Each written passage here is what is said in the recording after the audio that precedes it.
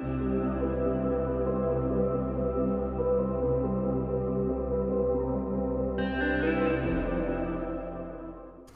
loves, thank you so much for being here. My name is Carrie and I'm with Apothecary Tarot, and I'm going to be doing a reading for us for the full moon.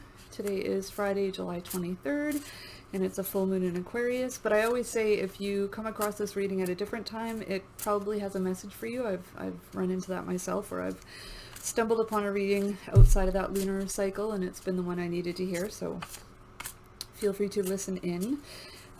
Full moons are always a time of bringing things to the surface, and from what I understand, this one will be even more so. Things that maybe you've put off talking about, or issues that you know you have to look at but have kind of procrastinated. There might be like a bit of a boiling point and bring all of those things to the surface. So let's see what we can come up with to help us. And again, less than prediction. It's going to be more a look at, you know, energies around us, things we can pay attention to, things we might want to release. And in case you see movement behind me, if you haven't met my dog, this is Gertie. And even in these really warm temperatures, she loves being under as many covers as she can. So, how's everybody doing? We just passed through a heat wave in BC that's had temperatures I've never seen before, and we literally just had to go in the bedroom, blast the air conditioner, and watch movies because we were just not cut out for that kind of heat. And unfortunately, some of my vegetables and plants that I put in the ground were also not too happy with it, but it's been kind of mild lately. So we do have a lot of fires though, lots of wildfires going on already, so everything's on fire. So, as always, I'm going to lay the cards out face down, and I'll turn them over one at a time, and it will be a surprise for all of us. So the first card we're going to look at is going to be sort of where we're at right now. Where are we sitting? Where have we landed at this point in the month? And we've got Four of Swords reversed, so I'll show you upright just so you can see the image. And it was like this. So usually fours are a time of rest and respite and taking a break. They're a foundational number, but reverse, we're kind of looking more at a lack of rest. And from what I understand, the last lunation, the last month period, which thank you for bearing with me, I was not able to get a reading done last month, but it had a lot to do with like hyper productivity coming into this month. So that might be reflected here, that if your swords are air energy and there are minds, so if you've kind of been in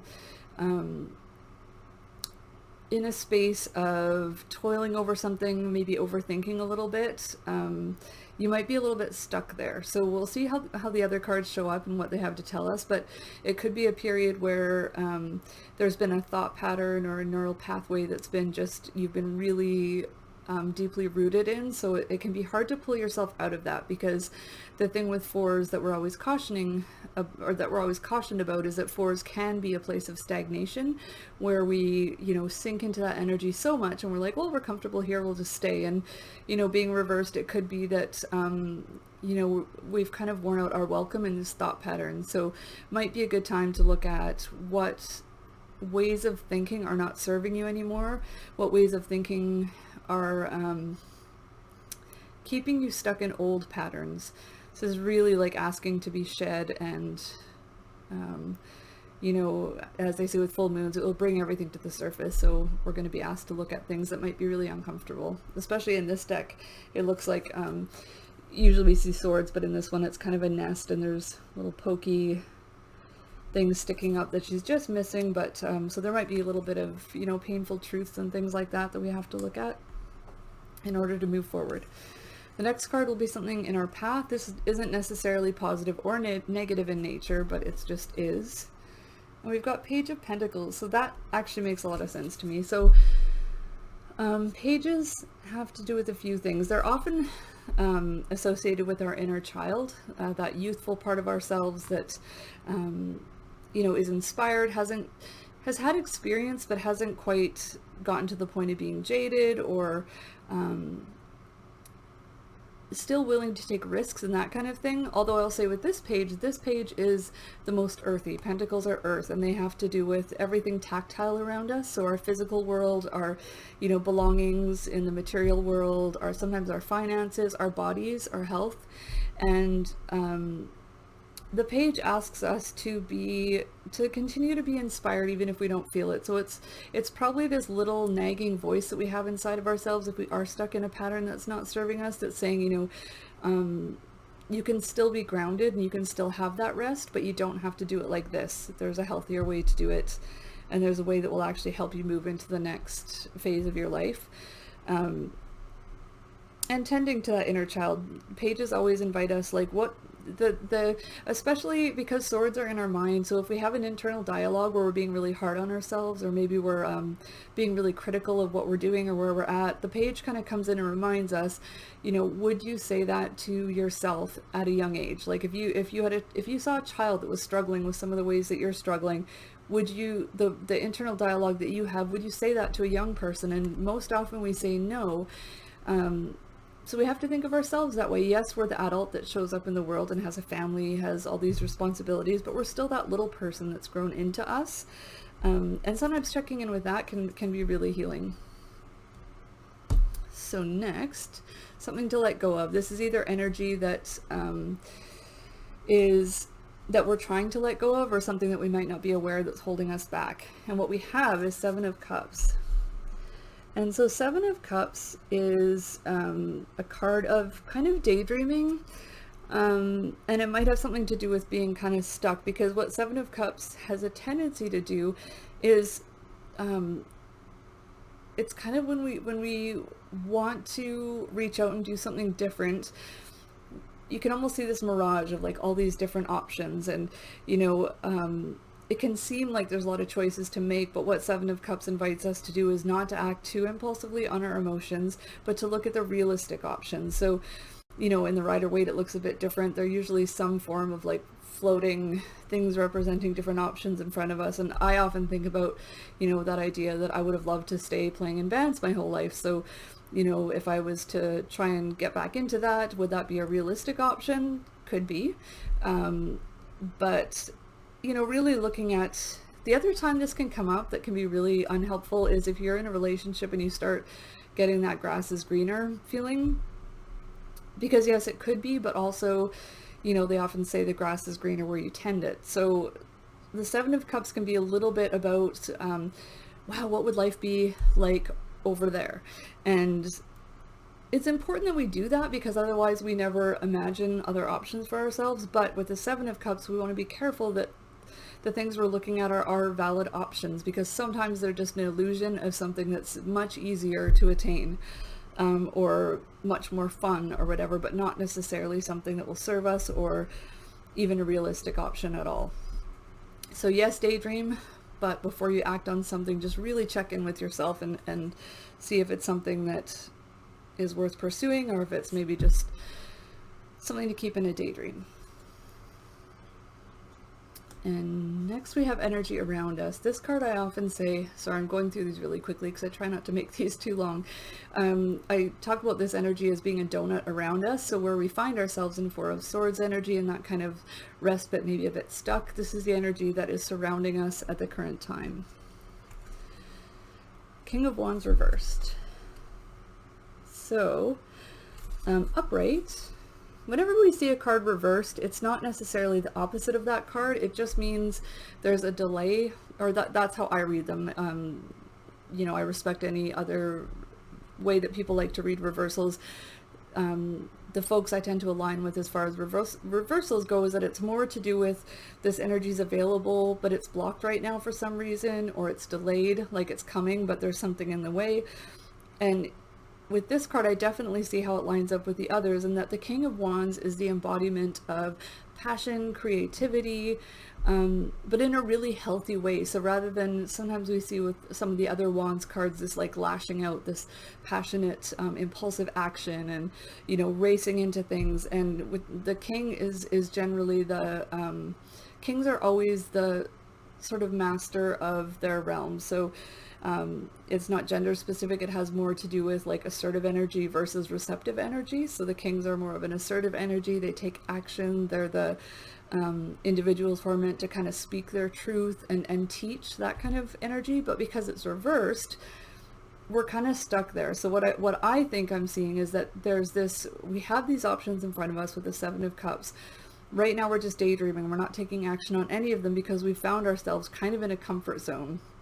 And what's starting to come together, I know for me and the introverts that I know and love, is that, you know, with society kind of trying to return to normal in some areas of the world, it's more so than others, this kind of fear of like, all of a sudden I have to be seen again. Like, you know, some of us, including myself, were quite comfortable isolating and being in quarantine and being able to sit with our own thoughts and being able to avoid triggers and just like really being comfortable in that quiet, and, you know, having a reason not to connect with unhealthy family members or friends that are not good for us. So, but what that does is it also holds us in this bubble, right? You know, we're kind of stuck in an environment that we've created that's very safe for us.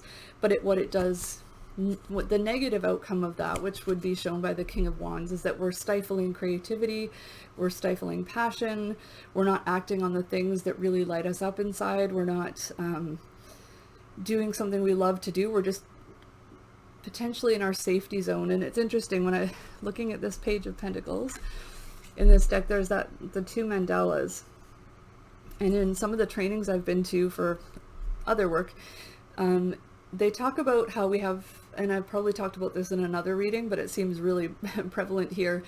We have kind of three concentric circles most humans have. The inner circle is their comfort zone. That's where we feel unchallenged. We know what to expect. There are no surprises, and we love it there. Human instinct makes us love it there because it's safe. And, you know, from a evolutionary perspective, that was a good place to stay. Then the next circle outside of that is that we step into that's our learning zone. That's where things are a bit uncomfortable. We're learning new skills or tasks. We're stepping out of something that we know really well, but, you know, we can handle it. But if we go too far out, we hit the freak out zone, or the you know, the zone that sends us running back to the center. So life is always kind of a balance of like going to your comfort zone when you need to recharge, get your stamina back, fill your cups. You go there and you rest, which is what the Four of Swords is usually all about. We're seeing reversed here. And then you slowly, you know, you come out. You don't want to push yourself so far out of your comfort zone that all you do is run back, but you do want to keep nudging yourself into that learning zone, because no growth will occur if we don't. So the King of Wands, I think this energy is here to tell us, yes, by all means rest. You know, it's kind of overwhelming that we've all been in our own homes and that kind of thing, and now we're trying to do what we did before 2020. But it's also important that we do it if we want to grow and expand. So I'll leave it at that, but that's what I get so far. The next card is incoming energy. As always, this isn't so much of a prediction as energy we can, you can almost think of it like a to-do list. Like, this is energy that we might come into, but it's more to do with, once we move out of this comfort zone, what can we focus on? And that is Six of Swords. And Six of Swords is very much, you know, traditionally this card is seen as a physical movement of residence or something like that. To me, it doesn't usually, it can be that, but more often than not, you know, swords are everything in our minds. You know, they're, like I said, with the Four of Swords, there are logic, communication style, our perceptions of the world. So it's all very cerebral. So I don't see it so much as changing location.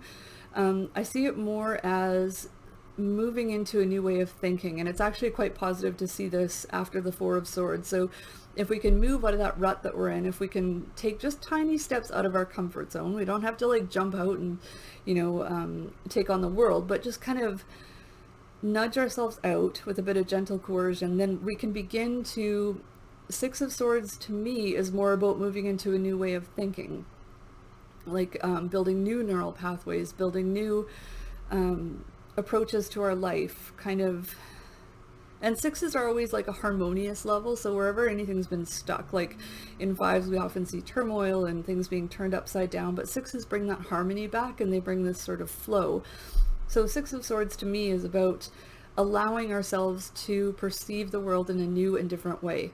And that's really hard to do. It sounds simple, but especially when you're, you know, I'm in my mid-40s, and I have noticed that it gets a little bit harder to see things with fresh eyes the older you get. So Six of Swords can take a little bit of effort, but it does allow us to move into something new and potentially better than what we were in before. And it's only through that movement that that can happen. And again, sometimes it is a movement of place. If you feel in your mind that you really need a different place to take in and to live in and that kind of thing, then it can be Six of Swords, absolutely. But we just want to remember it has to do with our mind, so we can technically experience Six of Swords sitting in our own living room. It could be as simple as opening up a book and being open to a new philosophy or a new inspirational speaker who's caught your ear. So we can experience the Six of Swords however we like, but it does invite us to move away from what is comfortable and what is safe for us. And finally, our meditation card. Looks like I might be under 20 minutes this time. It's a good thing about speaking as fast as an auctioneer is that I can get when I want to be time sensitive. If you can understand me, it works really well. This is our meditation card, so this is something to hold close to our chest for the next lunar cycle until 4 weeks from now when we meet again. And another king reversed. So we've got King of Pentacles reversed. Show you the upright just so you can see. So as we discussed, pentacles are earth energy, and they are our grounding energy, and they are all the things that are around us on a daily basis, our home, our bodies, finances. They can be, they're just represent our material world. So with the King of Pentacles reversed, I would see that as an invitation to make sure that we are caring for those things. So especially coming after, like if we have Six of Swords energy, sometimes when we get caught up or excited about something new, we kind of let the other things fall. We stop taking our supplements, we stop watching what we're eating. You know, we can get really excited when we have this new path that we're working on. So I would say with King of Pentacles reversed, to keep coming back into your body, keep grounding. Don't let yourself get too stuck up here, because that can burn you out too. Like getting stuck in your mind can be just as exhausting as pushing your body too hard. So finding that mind-body balance and doing things that bring you back physically, whether that's stretching, whether that's what you eat. You know, if you are tempted by, you know, you have comfort food or whatever, don't judge yourself or be hard on yourself. Just say, okay, I had, like, this was a comforting meal. I felt like I wanted that. Now I'm going to make sure my next 3 meals are something that really nourishes me and that covers my nutritional needs. I don't tend to relate pentacles as much to money or spending, but the King of Pentacles reverse could indicate just to be careful with your finances. I think a lot of us I will speak for myself included in that. It's a little too easy to order things online because you're stuck at home and you think, well, you know, I may as well do it. So just being aware of where your finances are going, and might be a good time to do some budgeting, like now that things are starting up again, as far as we know. Make sure that you've got things settled there. But I think more importantly, it's just about coming back home to the things that you can reach out and touch, whether that's family members, pets, a comfortable place you like to sit and read in your home, a spicy tea you like to drink when things get too hectic up there. So really checking in with your body throughout the next month will be important. It'll help bring us out of that comfort zone, and it will also help balance, you know, whatever this new path is that we might be taking in the way that we think and the way we conduct ourselves and perceive the world. So